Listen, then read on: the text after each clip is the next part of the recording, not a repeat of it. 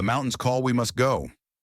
I write as a personal climbing, hiking, backpacking friend of Ken. I first met Ken on a climb of Mount Rainier. This was the first climb for a group that included Ken.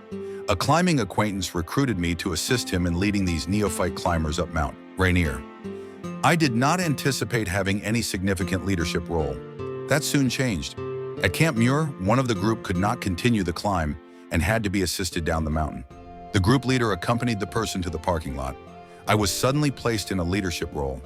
We summited without any difficulties. Returning, I walked with Ken. He was exhausted and told me I could have all his climbing gear. He was through with climbing. Several weeks passed and then Ken knocked on my door. Did I still have his crampons and ice axe? He was ready to climb again. Thus began our climbing, hiking, backpacking friendship. It developed into something much more than summiting mountains. Going roped up glaciers is slow, arduous work, but with Ken it was enlivened with theological discussions.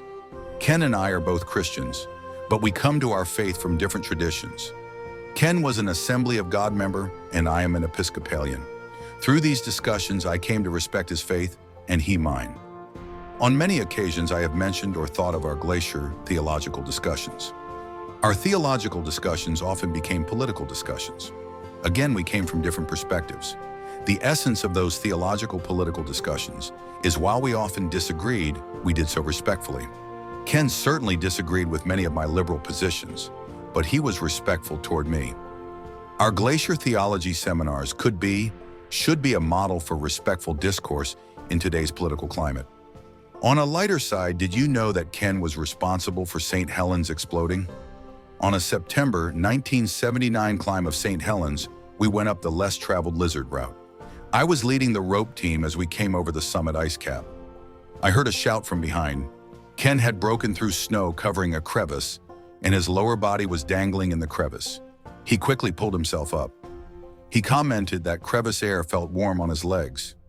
We did not think much about that comment until May 18, 1980, when St. Helens erupted.